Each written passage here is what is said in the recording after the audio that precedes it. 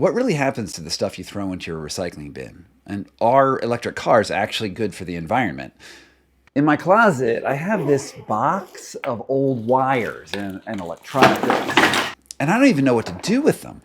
Perhaps this is willful ignorance on my part, but I want to believe that the actions that I take as a consumer have at least a tiny impact on the state of the planet as it hurtles towards overheating. Not only do I sort my trash into different bins and even pay for a premium recycling service called Ridwell, but I installed solar panels on my roof. Even so, there's good reason to think that these very efforts to clean up the environment are not living up to the hype. Earlier this year, the California Attorney General filed a lawsuit against ExxonMobil, claiming that the oil company deceptively promoted chemical recycling as a solution to the plastics crisis, when plastic recycling doesn't even get done. In other words, polluters were putting the burden of cleaning up the mess on consumers rather than taking any responsibility for the mountains of plastic that they produced and sold us. Now, when I go to the grocery store, I can't so much as buy a package of strawberries without an immortal plastic shell that comes along with it. Now, all of this is a long way to introduce my guest today. Vince Beiser is a longtime colleague and friend, and he's a writer for Wired Magazine and Harper's Magazine, and you might know him best for a book that he wrote called The World in a Grain. It's about the global depletion of sand for construction that has decimated beaches all around the world and sparked organized gangs of sand thieves. He has a new book out now called Power Metal, and I read it last week. It's about how the global demand for metals, particularly the magnetic ones that are supposed to fuel the green revolution against climate change, is creating a whole new host of problems, and he has made me think about the actions that I take in a whole new light. Thanks so much for coming on the show, Vince. So, here's something that just happened to me. I upgraded my tiny iPhone with a new iPhone, this is what happens every few years. You got to get a new electronic, and I do have a drawer full of old iPhones. But when you log on to this, I don't know if you can see it if I showed it to you, but what it says now is like, why don't you recycle it with Apple? So I don't know. Why don't you walk me through what happens when you take up a cell phone company on their recycling options? Yeah, good question. Well, first of all, thanks for having me, Scott. It's a treat to be here. Yeah, I mean, I can't speak to Apple's specific recycling supply chain. I haven't really they're changing it all the time. I haven't dug too deep into that specific one, but I can tell you in general what happens when you drop off if you dump your old phone or your old laptop or Xbox controller, whatever, in your average e-waste recycling place. Basically, they wind up in a shredder, which means that those. So first of all, the place that your local recycling place isn't really a recycling place. They're a middleman. They're an aggregator, and they gather up, a bunch of electronic goodies, and they sell them on to somebody else who aggregates them into a bigger pile, and so on and so on. But eventually, it winds up in a huge shredder. Just think of like a wood chipper, but for electronic Mm-hmm. devices. And that shredder rips the thing apart, just grinds it down into little flakes. And then they separate out the most valuable bits, which are mostly copper and gold.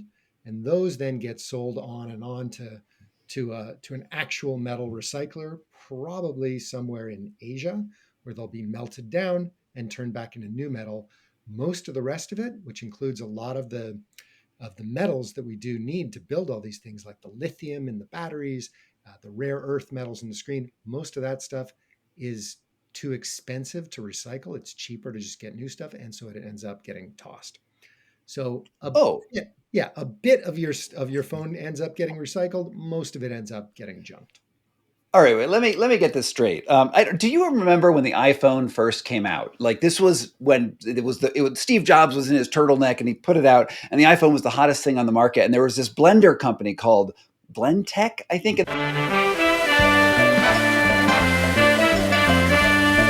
And they had this gimmick where they just blended an iPhone, and it was like a huge viral video at that point.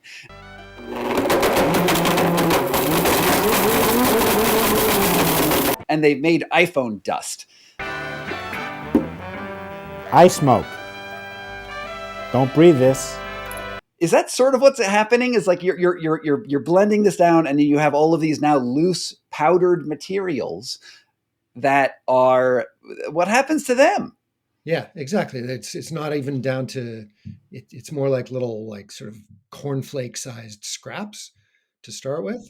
And they separate that stuff out because you can there is a market for that stuff. And there's a little bit of gold in your in your phone too. And of course that's worth extracting. And then so but once they've separated out the really good stuff, they've skimmed the cream off the top basically. They're left with what they call in what's called black mass. There's a good word. This is Halloween that we're recording this on. Like, if there was ever a creepier term, I don't know what it is.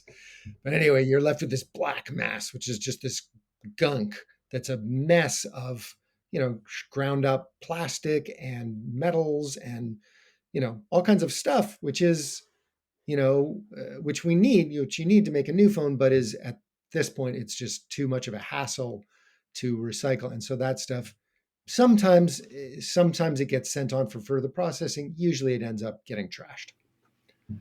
Oh, and I would expect that if a phone is cohesive, like it's not, there's the entropy is all right here, but when you make it powders, that stuff's going to get into rivers. It's going to get into, it's going to spread easier. At least do they contain it? It can do. I mean, listen, so I mean, the recycling industry is a huge global behemoth, and there are many, many, many different players, and where your specific phone ends up can vary a lot, right? It could be a smelter in Quebec. It could literally be, a junk heap in Nigeria. I spent some time in Lagos, Nigeria, with e-waste scrappers there, and that's literally just thousands of people who are taking old dead cell phones and old laptops, smashing them open with hammers and pulling out the printed circuit boards, which is where the most valuable stuff comes from. Could be the whole gamut.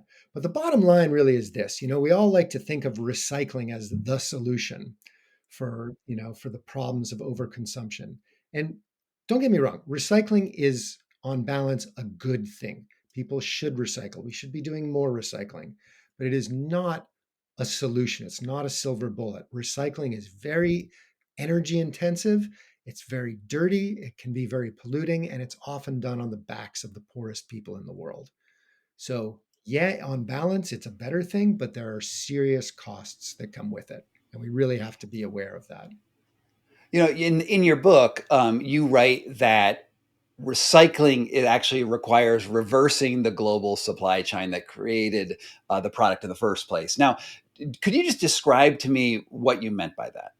Sure. So, we're probably, I think, especially during COVID, we all got familiar with the supply chain, which is basically that practically anything we use, whether it's an electric fan or a phone or a toaster or whatever, comes from this very long world spanning supply chain, right? You got to, like, if you're for your toaster, your aluminum was dug up somewhere in, central Mongolia, maybe, and then it was shipped to China to be smelted down and processed. And then that metal was sent to a factory, probably somewhere else in China, to be turned into parts. And then those parts were assembled somewhere else. And then you got the toaster, and then the toaster was shipped to a Walmart distribution center. And then finally it winds up on a Walmart shelf, and you take it home, and now it's your toaster. So this big, long, complicated series of steps. To recycle that toaster, you need basically a reverse supply chain that is almost as complicated and can involve just as many steps. So you take that toaster and you dump it in a bin at Best Buy or whatever. That's just the very, very beginning of its journey. It basically has to go through a series of steps to be taken apart, for all the pieces to be taken apart, just like they were, it's like the mirror image of how it was assembled. Somebody needs to now take it apart, extract the pieces, send those pieces somewhere else for further processing, and on and on and on. And it can be dozens of steps in many, many countries before you get it turned back into raw materials that can actually be recycled and put back into the supply chain. So, and that's all of that, of course, takes transport, it takes energy. And that's part of why I say the process is very, it uses up a lot of resources its own self, which create a lot of pollution and a lot of greenhouse gases and all the rest of it. Yeah, this book, right? It's not just about obviously recycling e-waste, right? It's real ultimately what you're talking about is the demand for green energy. We are hurtling towards this crazy climate crisis, which has, it's not just about a warming planet, it's about declining biodiversity, it's about greater storms, it's about, a lot of things all come down to essentially too much carbon and then everything that happens down the line. Now, in order to stop climate change, we have to energy transition into new things. And this is really what your book is about. It's called Power Metal. And first of all, what are power metals?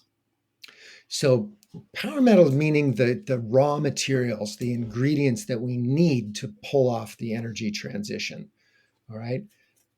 Which, and of course, obviously, we need to get off of fossil fuels. We need to switch over to renewables, wind, solar, and electric cars.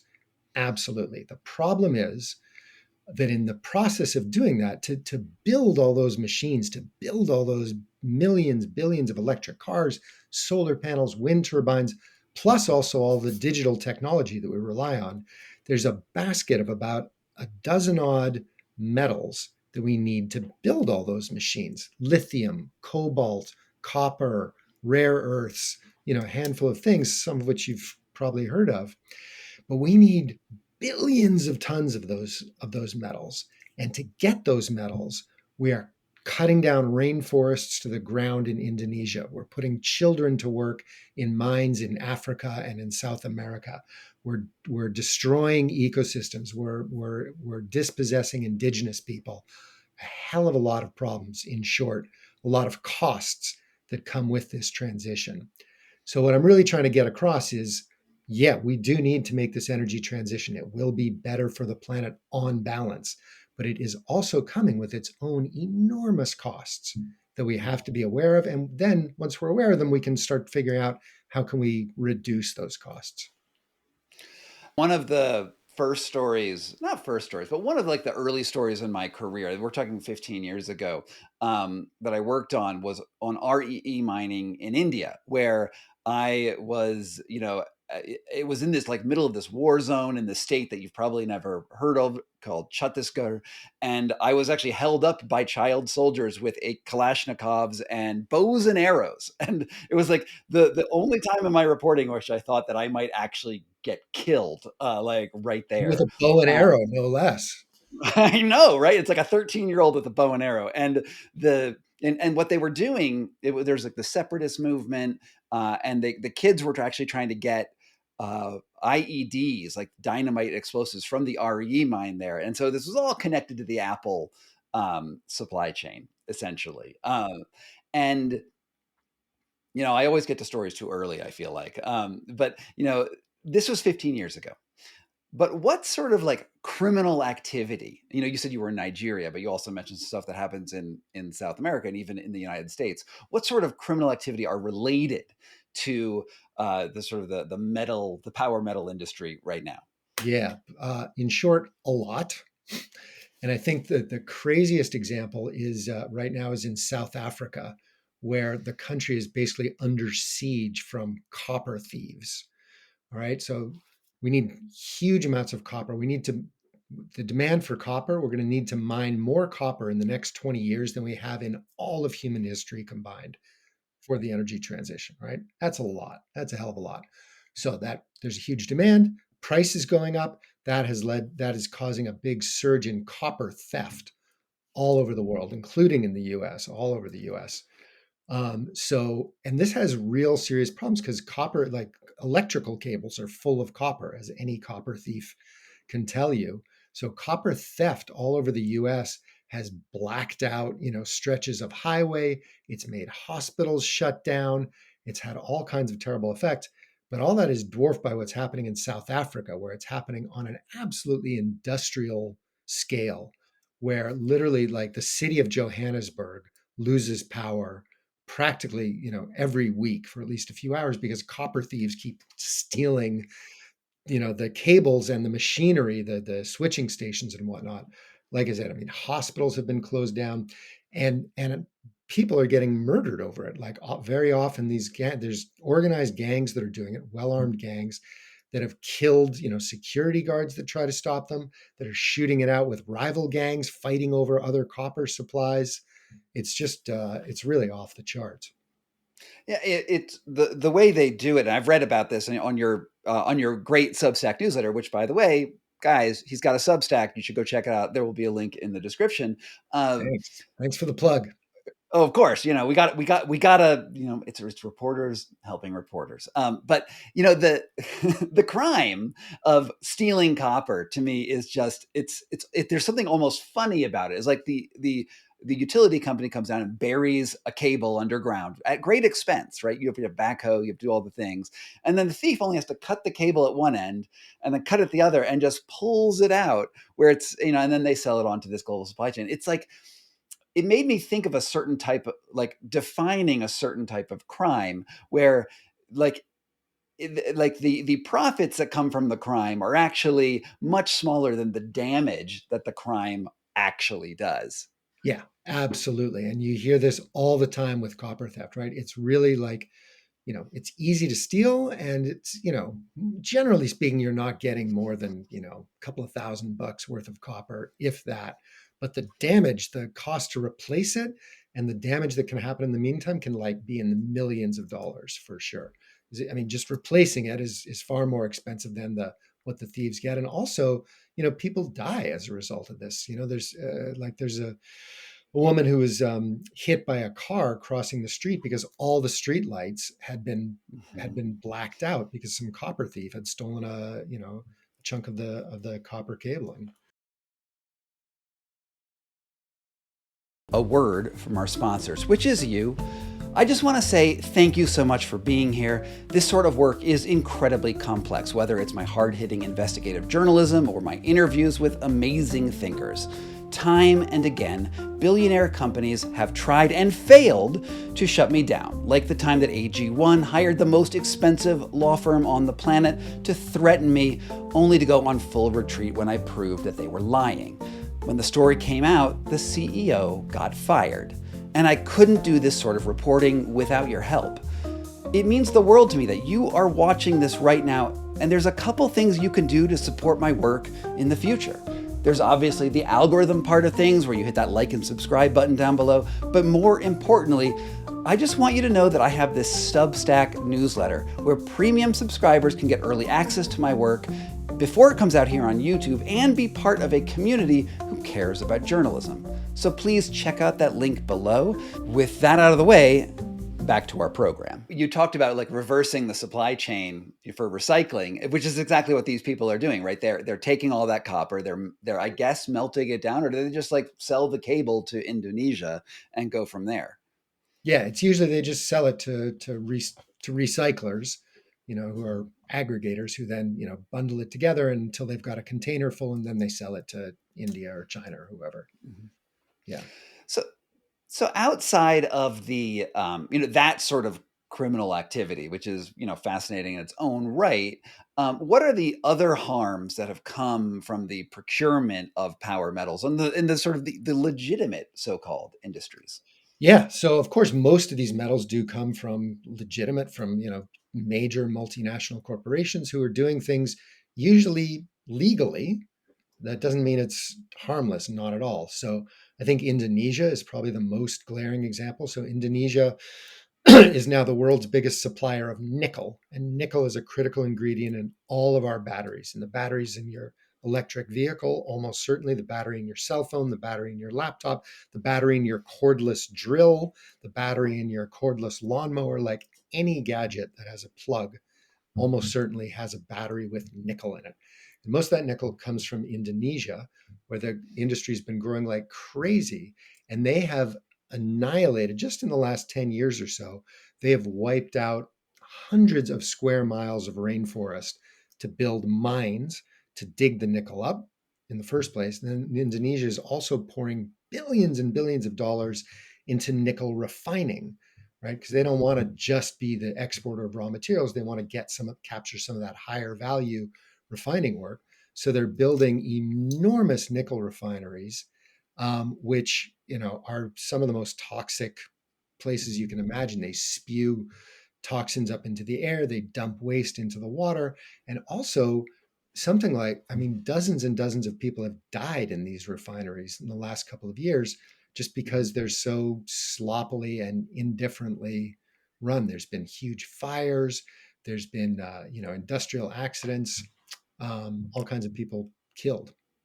There was even a TikTok star who died in a mine in Indonesia, right? Yeah, a refinery actually. Yeah, really sad story, man. I mean, this she was a 22-year-old Indonesian woman who, like, as her like, she worked in a refinery and operating this gigantic crane that literally like moved huge vats of molten metal from one place to another, right? But in her spare time on the job, she would post these cute TikTok videos of herself, like sitting up in the crane, lip syncing along to videos, sort of doing goofy TikTok stuff. And she had a pretty big following, I think a couple of million followers in Wow. Indonesia. And 4 days after she posted her very last video, which was her riding a scooter through this industrial site, um, there was a gas leak in the refinery, sparked this enormous fire, and she was burned to death along Oh man. with one of her coworkers Oh. inside of her metal crane. Yeah, there's actually a video of it. You can literally hear her Oh screaming. my God. But that's terrible. It's horrible. And uh, well, let's talk about I guess one of the themes in the book is the trade-offs between the environmental and personal, physical, criminal costs of this green revolution and the demand for the materials to actually make it happen. And we are when I was reading the book, right, I found myself sort of going through a number of emotions, the stages of grief, if you will, where sometimes I'm like, this is a horrible thing that's happened, and then on the other hand, I'm like, well, how much worse is it than the horrors that capitalism and industrialization have wreaked all the time on the world? Like, why shouldn't we tear up the seafloor for rare earth elements, or destroy flamingo habitat in Peru for lithium, or open up a few more nickel mines to offset the Russian control of that element? Or maybe they have cobalt. I don't know. Uh, if Yeah, it means you got it right. Yeah, if it means that we're going to save the planet at the end, like it's right. just like, oh, a little more destruction or not. Like, how do you deal with that?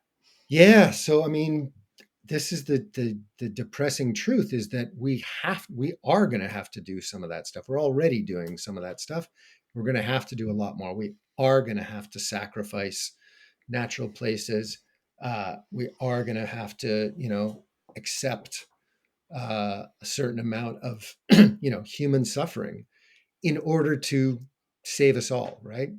We have to some of the ends or some of the means towards that big end are really unpleasant and awful, and that's inevitable, right? I mean, we often like to think like, oh, we want a solution, right? We want something to Mhm. just fix the whole problem painlessly. That's not going to happen. That's not going to happen. We can get there, but there are unquestionably going to be costs and trade-offs along the way. But the thing is, we can we can keep those costs. There's a lot that we can do to mitigate those costs. Right now, almost all those costs are being borne by people in the developing world, by people who did the least to create the problem of climate change, right? You know, it's villagers in places like Indonesia and impoverished miners in Zambia and Zimbabwe and in Bolivia and places like that. That's where the destruction is happening. That's where people are dying for the most part, not entirely. There's also some, here in the U.S. and Canada, but most of the bad stuff is happening overseas, and that's not fair and that's not right. So there is a lot that we can do to make things more, not only more just, to sort of spread those costs around more fairly, but also to keep them to a minimum. And one of them, this is going to really piss a lot of people off, but I really believe we have to accept more mining here in the US and Canada, right? Nobody wants that. It's really hard to open a mine in the US and Canada right now because every there are many mines that are trying folks are trying to open up to get these critical metals that we need, every single one of them is being fought tooth and nail by environmental organizations, by indigenous rights organizations, local folks, on and on and on. Fair enough. Nobody wants a mine in their own backyard, but we have to have these mines somewhere. And I would posit that in the United States, we have much stronger environmental regulations, much stronger labor regulations. We just do it more cleanly and better than happens in a lot of other places in the world. And and P.S. It's also, it creates jobs, has all these other benefits. I'm not saying mines are good. They're not. They're destructive. But we would be doing the world a favor if we actually shouldered a little more of that burden and allowed a bit more mining here to happen. And it's also better for our national security, right? Yes, absolutely. Because right now, all of the supply chains for all these metals that we absolutely require for our digital lives and for the energy transition, all those supply chains run through China. To one extent or another, China really has a lock on lithium, on cobalt, and not only that, but also on the machines, the end products. China produces most of the world's batteries, most of the world's solar panels, most of the world's wind turbines, on and on and on.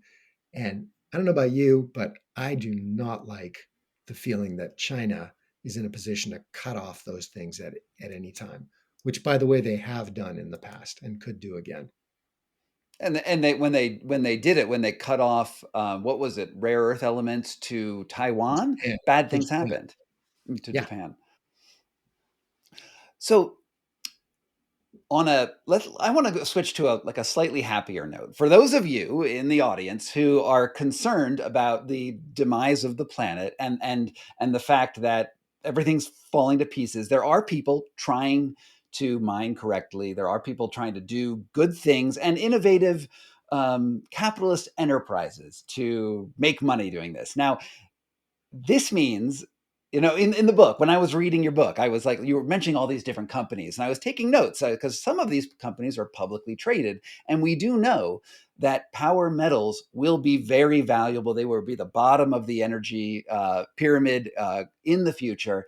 And incidentally, the energy sector is probably the most viable place to invest right now in the United States. It's the one that has been most resilient to inflation, which makes me think, well, if you had to bet, Vince, on which company that you looked at would be a good investment for people who want to build their green portfolios, where would you suggest they put their cash? Oh my God, I feel like all of a sudden we're in a totally different podcast. Mad Money starts now. I'm just got stock market tips. You like chunk these out and put them on a separate YouTube channel or something? Yeah, well, we'll cut it up into a short, and this will be like Mad Money over here. Honestly, I don't know about any specific companies. I don't think I'd, endorse any of them. Here's the thing, like mining's a really volatile business and companies go up and down all the time. So I couldn't, I couldn't really point you to a specific company, but I will say, you know, uh, the energy transition is happening a lot faster than most people realize. Like we are switching over to wind and solar really fast. In the United States, it's a little hard to see because, as is sadly so often the case, we're really behind the curve here. Mhm. I mean, these things are being, renewable energy is growing much faster in Western Europe and much, much faster in China and in Africa than it is here.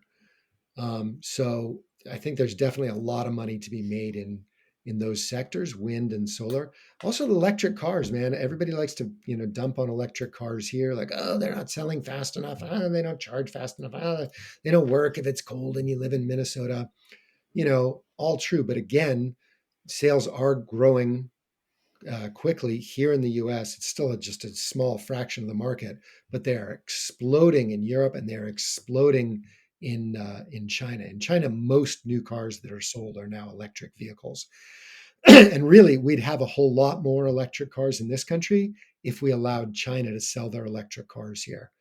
China produces electric cars that retail for like $10,000, $15,000. Yeah, yeah. and they're probably, you know, they're not as fast, they're not as fancy as, you know, a new whatever, a new, yeah. But geez, if I could get myself an electric car for 15, 20,000 bucks, I'd take it. Right now we're keeping them out, but the rest of the world is like they're pouring into the rest of the world. In the book, you'd also mentioned there's this company named Lithium Americas. Who are they? Lithium Americas is a mining company, and their biggest claim to fame right now is they've got the rights to a place called Thacker Pass in Nevada, which is one of the biggest deposits of lithium that's ever been found anywhere. They've been trying to open up a mine for a few years, and it's been fought by, you know, environmental groups and some of the indigenous people living nearby. But I believe they've recently cleared their last court hurdle, and now they're starting construction on that mine. So that's going to be one new pretty major source of lithium here in this country. And then, there's also this company in out by the Salton Sea. Now, the Salton Sea, for those of you who don't never heard of it, it's this like ocean that was created by a sea created by a water diversion accidentally in, like, I don't know what, the 40s or something like that, and it decimated this whole area and made this very salty lake. But now it's suddenly a great place to create lithium. What can you tell me about that project and in the United States? So this is actually, I think this is one of the best, the most promising lithium projects in the US and really kind of anywhere, because the area that where they want to get it is already so trashed, it's already been so damaged and poisoned that it's kind of beyond hope.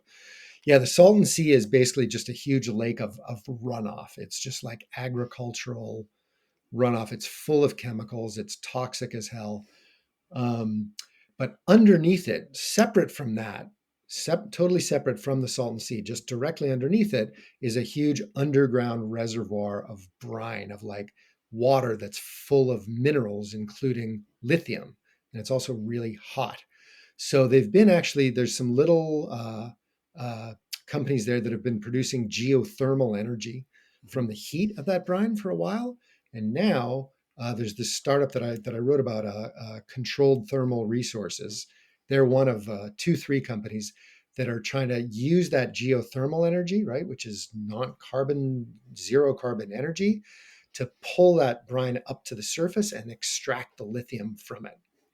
And then the idea is, so basically you've got clean energy, you've got zero carbon energy that's producing, that you can then use to get this lithium out of water and then pump the water right back into the ground. So the footprint of it, the environmental footprint, should be very, very small.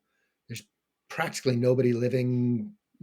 There's nobody living there, and there's, you know, it's a good, you know, it's a bit of a ways to the nearest town.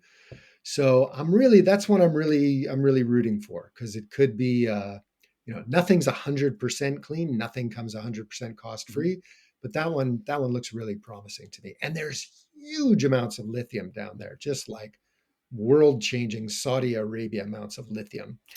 So So that's the one I'm going to look for in my stock portfolio. We have Lithium Americas as a possibility, and this one, I'm going to look at there's a ticker, and I'm going to put $100 into it and see if that listen, makes me man, rich.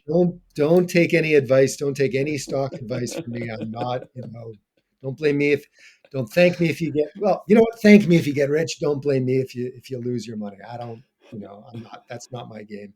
Believe me, if I was any good with money, I wouldn't be a journalist. So That's true. That is definitely true. That fact checks out. You know, so there's, if you look at the old like slogan in of like recycling, it's like that triangular shape, right, with the arrows going over it, and the phrase, I don't know when that started, the 80s, 70s. It was like reduce, 70s. reuse. 70s, reduce, reuse, recycle. Now, Yeah. that's that we've talked about recycling, and let's talk about those other two things, reduce and reuse. uh, Yeah. how are the right to repair laws changing the way that we think about goods here in the United States? Oh, what a great question. So we, you know, we always think about recycling whenever people say like, oh, there's this problem with, you know, with all of our junk, whether it's plastic or glass or metals. People say, oh, recycling.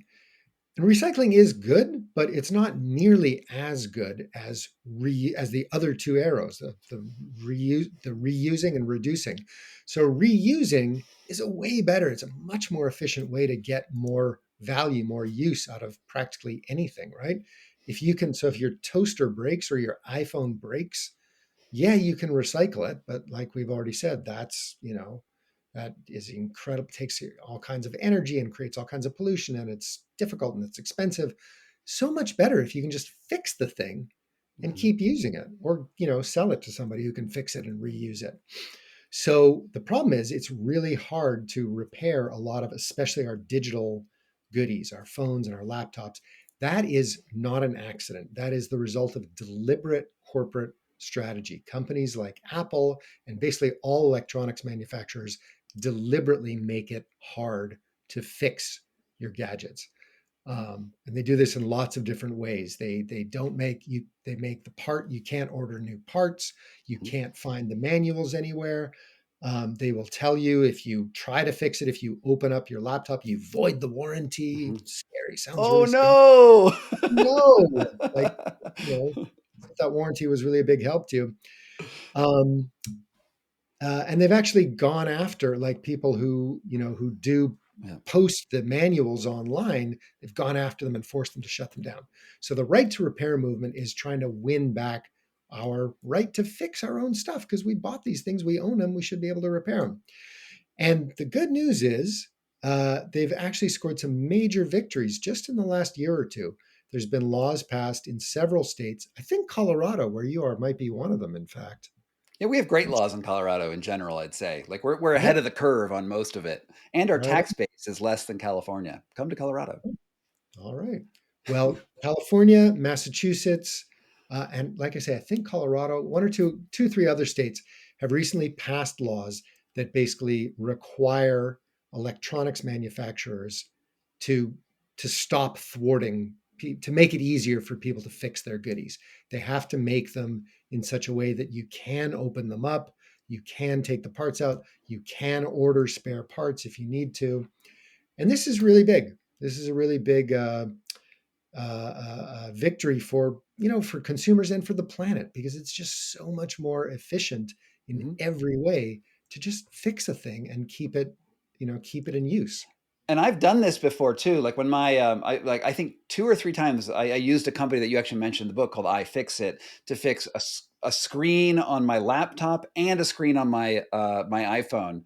And so yeah, it's totally doable even for like sort of a guy like me who has no technical expertise. They have like suction cups to remove the screen and like tools to open up. And in general, you've probably already voided your warranty with your iPhone anyway, because that if you actually have ever tried to use an iPhone warranty, they're terrible. So if your battery is getting low, I promise you, I don't promise you. I think that it's likely that you will be able to do it yourself.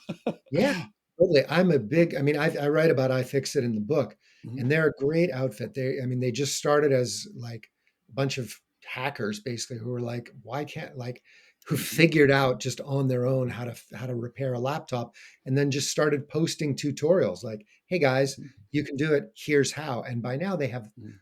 over 100,000 tutorials online, free, videos, the whole Mhm. works on how to repair everything from, a weed whacker to the Mhm. latest iPhone. It's a great outfit. And they're also, by the way, those guys do a lot of lobbying in support of these right to repair laws. They're really doing a lot on that front. So Vince, we're both investigative journalists, and I have had an idea for a video that I've wanted to do for like a few months and I wanted to get your opinion on whether this is something to dig in, or maybe you've already done it and you can just tell me what the results is of this. There's this company here in America called Ridwell, where you pay for like premium recycling.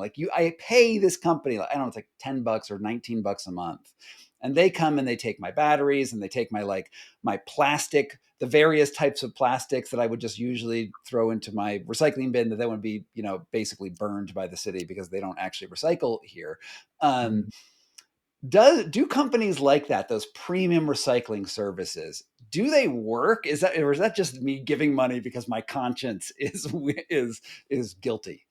I have no idea. I didn't even know there was such a thing, but I just took a little note of it and I'm going to look into it just for you, Scott. Oh, I appreciate that. Send me an email and maybe I'll be able to put this back in, or we'll do a second Yeah. video where we investigate the premium Yeah. recyclers because there's Rid something. It's either well. Rid Mhm. is it rid well or rid evil?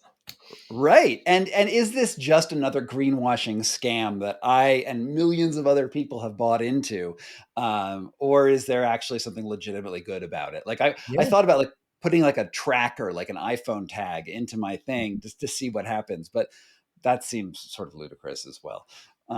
Um, Well, you know what? I'll see what I can find out. I'll let you know. I didn't even know there was such a service in this country, but I'm really glad to hear there is. I hope that they're doing it right. And, I think it's a great idea because the problem is, you know, like you said, we all have these junk drawers with our old phones and our old cables because God knows they're always changing the cables every 6 months. And in this country, there's just no easy way to recycle them. Like you've got to like put them all together in a box, drive down to the Best Buy or whatever. Like it's just a hassle that most people are not going to bother with, right? Whereas in the developing world, here's one of the crazy paradoxes. Poor countries are much better at recycling than we are. Why? Partly because they have this whole network of people who do literally go around door to door, knocking on your doors, going to businesses and just saying like, "Hey, do you have any junk? Do you have any old e-waste? I'll take it away for you for free, or I'll even give you, 50 cents for it." And so that stuff actually does get collected and it does get recycled, not always in the best of ways, but it's way better than just having it sit around in your junk drawer or than you just eventually dumping it all in the trash. totally. In your book, you call one of the solutions, right? It's really like it's not just recycling, it's not reusing. We have to actually reduce our consumption of stuff in Yes. general. And your plan, which is basically let's make all of our cities like Amsterdam or like New York City and ride bicycles, whether they're e-bikes or just like normal bikes. And I love that because I bike like 3,000 miles a year. I'm into this, um, and Did you and it say is. You say 3,000 miles a possible. year? Yeah, that crazy. That's pretty good. That's more than 10 miles a day every single day. That's good. Yeah, well, Wow. it's like 30 miles, like 4 times a week, basically, is what I do. Um, Nice. but so one, you already said that this bicycle transition is already happening. Tell me about that. Yeah. So once again, in the United States, we're way behind on this, but in much of the rest of the world, bicycle use is soaring. It's absolutely taking off.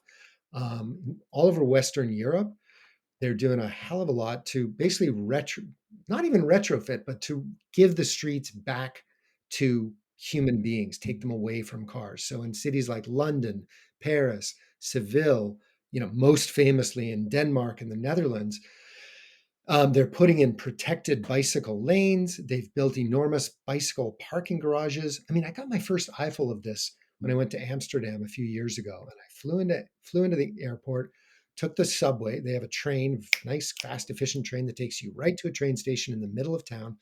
And the first thing you see when you walk out of this train station is a parking garage for bicycles, only for bicycles, with thousands and thousands of bikes stacked up in it. I'd never seen anything like it in my life. But that's part of what makes it possible and makes it doable. They're making it easy and they're making it safe to ride a bicycle. And as a result, Amsterdam, which used to be back in the 60s and early 70s was just as car choked as any other major city. Now, half of every trip that's taken in Amsterdam is by bicycle. And it's not, you don't need to be, super fit. You don't need to be a triathlete.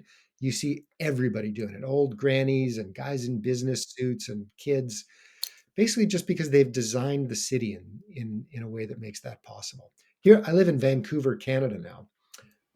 Another good example, right? I moved here from Los Angeles. Now in Los Angeles, I got a wife with two kids. We had two cars. We needed them. Couldn't get around any other way. As soon as we moved to Vancouver, we got rid of one of those cars. We still have one. We don't even use it most days. Is this your Why? Because Nissan Leaf that is like a sub character throughout your whole book? yes. Well, the Leaf we left behind, sadly, because of crazy Canadian import rules. But we've got a hybrid up here now. Um, but yeah, we don't need it is the thing. Not because Vancouver is tiny. Vancouver's a big metropolitan area of 2 million people, but like Amsterdam, they've put a lot of energy and money into building out a system of bike lanes and public transit that's bike accessible, et cetera, et cetera. So now my kids can bike to work. My wife bikes to work most days. I get around on my bicycle, and and when we need to, we take a car, but we don't even need to all that often. So it goes to show you that it's possible. It is happening in lots of cities around the world, even in the United States, right? In places like New York, um, San Francisco, Portland, Oregon. They are encouraging. There's more bike lanes being built. There's more public transit infrastructure being built. The US is really behind in this, but even in the US, it's starting to happen. And it's really key to a sustainable future. We've got to reduce the number of cars. It seems like something that will work in some cities, but in some cities it won't. Like I can't imagine this in Houston, right? And I can't imagine this in, I don't know, Winnipeg either. Like, Yeah. these either snowy or really hot areas, you're going to have issues. But certainly we could, I have seen that same bicycle parking garage that you have in Amsterdam, and I was amazed. And it's a great place. It's also very flat, Amsterdam. Sure. They've got, the Netherlands has a lot of it. It's really flat and it's really small, and Mm, the towns are very close together. It's easier to pull off in a lot of ways than here, but it also gets very cold and very wet there. mhm. Um, True. and it is still a major city. So, I mean, I agree. Like places like Houston, Phoenix, it's too late, right? I mean, those cities were built for cars, and it's very hard to unbuild them. But Yeah, and honestly, no one should live in Phoenix, basically, honestly. That's a city also that shouldn't even exist. also that, right? So, but but for other places, I mean, like, older cities like Philadelphia, New York, Toronto, these places were not built for cars. They were retrofitted to fit cars, and they can be unretrofitted. And also all the new places that we're building, we're still building like crazy in this country and all over the world. And we should be designing these new places to be more friendly to humans. I'm not saying we should get rid of cars, right? We're always going to need cars. And, if you live in rural Montana, of course you need a car. And God go with you, have a car. But we can reduce the number of cars that we have by a lot. And we really must if we're going to make it to a sustainable future. Your work, falls in line to some degree with, Mark Kurlansky, who's like sort of this like journalism idol sort of guy, right? He wrote books like Salt, Cod, and the theme of his books are one single industry. He tells the whole world history through the development of that one commodity. I guess you could also say Sidney Mintz, who's an anthropologist, was writing before Kurlansky, did that for sugar as well, in Right. a book called Sweetness and Yeah. Power. You turned me Now, on to the book, actually. I did. Yeah, back when I was working on the Sand book, and we were having some exchange about something or other, and you were like, "Oh, did you know about, this book?" Yeah, well, anthropology, it actually, yeah, it was useful at one point or other. But anyway, your book is you are basically a single industry sort of guy, and you also wrote a book about sand, of the world in a grain. I think Mhm. that's the title. Um, Briefly, because audience, you've made it this far. We're like almost an hour into the podcast. You like him, you like his Substack, you like his books, but also we've gone through metal. What briefly is sand all about? Sand, yeah, even more unlikely. Basically, sand, even though it sounds like the most trivial, least important thing on Earth, is actually the most important solid substance on the planet. Why? Because it's what our cities are made out of, literally built out of. Everywhere you look, cities are what? Concrete, right? Every office tower, apartment block, every highway overpass, it's made with concrete. And what's concrete? Concrete turns out to be nothing but sand and gravel that's been glued together. So every building that you see in the modern world is a huge pile of sand. Also, every piece of glass in every one of those buildings. Glass, whether it's your windshield glass, the glass in your iPhone, it's made out of sand. Glass is just sand that's been melted down. The silicon chips that power our computers, our cell phones, Mhm. also made out of sand. So, bottom line, no sand, no modern civilization. And guess what? We are starting to run out.